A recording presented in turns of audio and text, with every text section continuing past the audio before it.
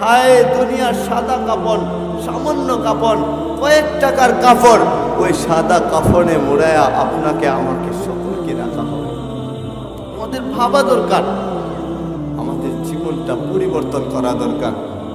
ওই মা বোনটাও যদি একটু ভাবে যে ভাই যখন মরে গেছিল, মা যখন মরে গেছিল, বাবা যখন মরে গেছিল, আর লাশটাকে যখন চৌকির মধ্যে নিয়ে আসা হয়েছিল, চৌকির মধ্যে যখন নিয়ে এসে কাফনের কাপড়ে মোড়ায় রাখা হয়েছিল, চিৎকার দিয়ে কান্না করতেছিল, সকলেই চোখের পানি জড়াইতেছিল। এই চোখের পানিটা আপনার আমার সকলের জন্যই কিন্তু মানুষজন জড়াইবে। ভাবছেন কি আপনি আমি এখন যাব না, কিন্তু যাওয়ার সিরিয়ালটা নিশ্চিতই দুনিয়ায় আসার সিরিয়াল আছে, ওই যাওয়ার কোনো সিরিয়াল নাই। দুনিয়ায় প্রথমে দাদা আসে, বাবা আসে, সন্তান আসে, নাতি আসে, আসার সিরিয়াল আছে। কিন্তু যাওয়ার বেলায় কখনো দেখা যায় যে নাতিকে দাদা তার লাশটাকে কবরে নামাইছে, বাবা তার সন্তানের লাশকে কবরে নামায়, মা তার সন্তানকে বিদায় জানায়, বড় বোন তার ছোট বোনকে বিদায় জানায়, বড় ভাই তার ছোট বোনকে বিদায় জানায়। ওই রকম তো হবেই, সেটা তো দুনিয়ার নিয়ম। দুনিয়াতে কেউই থাকতে পারে নাই, এটা থাকার জন্য আল্লাহ পাঠান নাই। আল্লাহ সোয়া লক্ষ আম্বিয়া কেরামকে দুনিয়ায় প্রেরণ করছেন, সোয়া লক্ষ আম্বিয়া কেরাম, কেউই কিন্তু থাকতে পারে নাই, সকলকেই চলে যাইতে হয়েছে, সকলকে ওই কবরের বাসিন্দা হইতে হয়েছে, সবাই চলে গেছেন। আদম আলাইহিস সালাম আসছেন তো তিনিও কবরের বাসিন্দা, তিনিও চলে গেছেন। নূহ আলাইহিস সালাম আসছেন তো তিনিও কবরের বাসিন্দা, তিনাকেও চলে যাইতে হয়েছে। ইব্রাহিম আলাইহিস সালাম আসছেন, তিনিও কবরের বাসিন্দা, তিনাকেও চলে যাইতে হয়েছে। ইসমাইল আলাইহিস সালাম আসছেন, তিনিও চলে যাইতে হয়েছে। মুসা নবী আসছেন, তিনিও চলে যাইতে হয়েছে। ঈসা রূহুল্লাহ আসছেন, তিনিও চলে যাইতে হয়েছে। থাকার জন্য এটা না। আপনি আমি দুনিয়ায় জানা কিছু দেখি, পাহাড় দেখেন তো যার জন্য, নদী দেখেন তো যার জন্য, নালা দেখেন তো তার জন্য, সমুদ্র দেখেন তো যার জন্য। ওই মুহাম্মদুর রাসূলুল্লাহ সাল্লাল্লাহু আলাইহি ওয়াসাল্লাম, যাকে না বানাইলে আল্লাহ কিছুই বানাইতেন না, এই পৃথিবী সৃষ্টি করতেন না। আপনার আমার চোখের ভিতরে জানা কিছু আছে, কিছুই থাকতো না, তিনি থাকতে পারেন নাই, তিনি চলে যাইতে হয়েছে। আপনি আমি কি কইরা থাকবো, কি কইরা দুনিয়ায় থাকবো? এটা থাকার জন্য আল্লাহ পাঠান নাই, এখানে হেলায় শেষ করে দেওয়ার জন্য আল্লাহ পাঠান নাই। আমাদের মা বোনরা আবার মনে মনে ভাববে, তাই একটু বলেন না হুজুর, ওই জান্নাতে যখন যাব, যাওয়ার পরে একটু সুসংবাদের কথা বলেন না, শুনতে মনে চায়। তাহলে মা বোনরা একটু মন দেয়া শুনেন, ওই জান্নাত আপনার আমার সকলের মা বোনদের জন্য আল্লাহ তৈরি করে রাখছেন। কেমন করে তৈরি করে রাখছেন? আমাদের মা বোনরা যখন সতী হয়ে, নেককার হয়ে, রাবেয়া বছরের মতো হয়ে ওই কবরের বাসিন্দা হবে, ওই হাসরের ময়দান যখন কায়েম হবে, আমাদের অনেকের তো বুড়া বাবা মা চলে যায়, অনেকের তো দাদি চলে যায়, বুড়া বয়সে যায়, অনেকে 70 বছরে যায়, 80 বছরে চলে যায়, বিদায় নিয়ে যায়, অনেকে 100 বছরে বিদায় নেয়। তো জান্নাতে কি ওই রকম থাকবে নাকি? হ্যাঁ, জান্নাতেও তো ওই রকম থাকবে নাকি?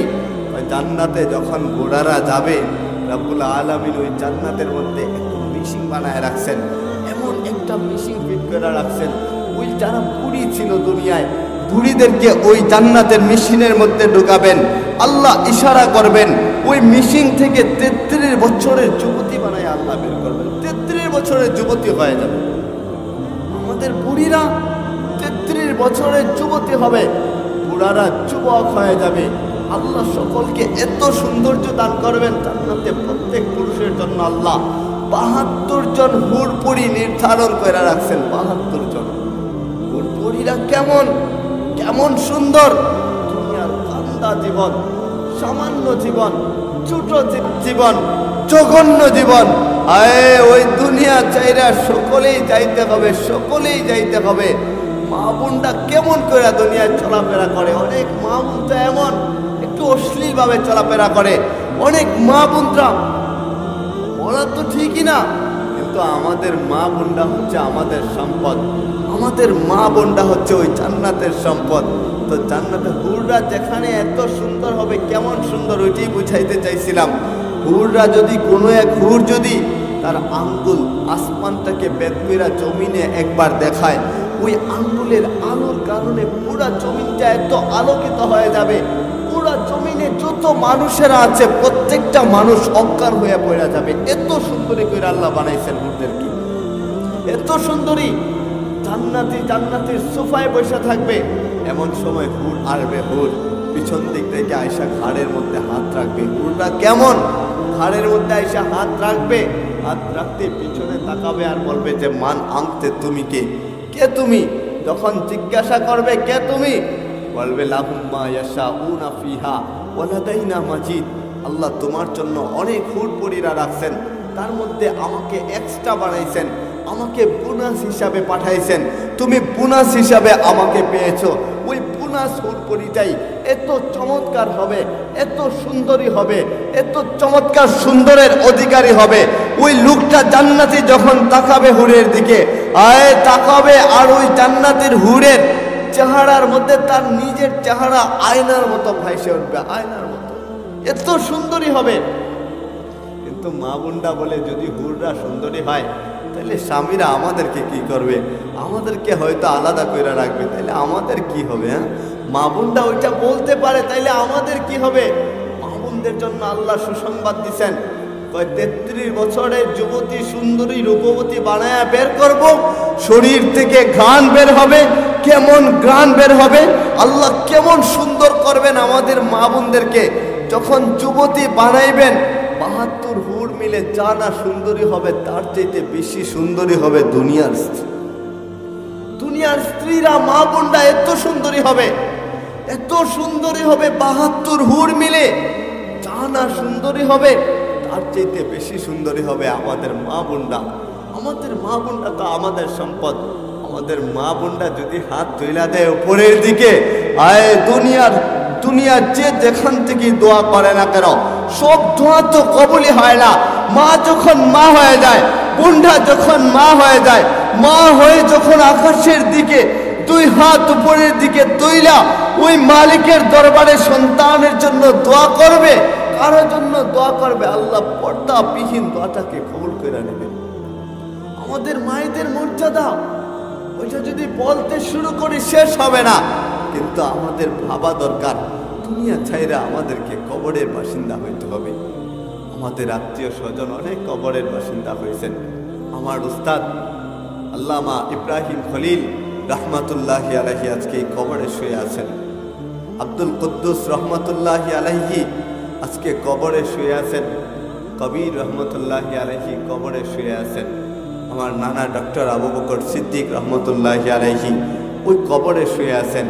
এখন এই বাড়ির মধ্যে শেখ সাহেব বাড়ির অনেক আমার সম্পর্কে নানি, ওনারা কবরে শুয়ে আছেন, অনেকেই কবরে শুয়ে আছেন।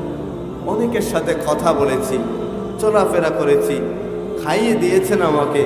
আজকে যখন কবরের বাসিন্দা হয়েছেন, ওনাদের মৌতকালে চোখের পানিটা সামলাইতে পারি নাই, জমিনে চড়ায় পড়ে গেছে। কিন্তু যেটা বুঝাইতে চাইতেছি, আমাদের আগেকার নানিরা যারা ছিলেন, ওনারা যখন চলে গেছেন, আমার জানা মতে প্রত্যেকেই কালিমার সহিত তাদের মৌত হয়েছে, কালিমার সহিত। নানারা যখন চলে গেছেন, আমার জানা মতে তাদেরও কালেমার সাথে মৌত হয়েছে। কিন্তু আমাদের এখনকার মা বোনরা, তাদের পরবর্তী প্রজন্ম এবং তারা যখন মৌতের সামিল হবে, ওই মৌতের কাতারে যখন তারাও চলে যাবে, জানি না কাদের কালিমা হবে নসিব আর কাদের কালিমা হবে না। আমাদেরকে ওই রকম কইরে চাইতে হবে, নিজেকে গুছায় যাইতে হবে, ওই রকম আমাদেরকে তৈরি করতে হবে। এমন ভাবে আপনি আমি নিজেকে তৈরি করব, মা বোনরা এমন ভাবে নিজেকে তৈরি করবে। কবরের মধ্যে যাবে, তার জন্য ওই কবরের মধ্যে যে মা বোনরা যাবে, তার জন্য ওই কবরে যত কবরবাসী থাকবে, প্রত্যেকের কবর জন্য মালিক মাফ করে দেয়, প্রত্যেকের কবর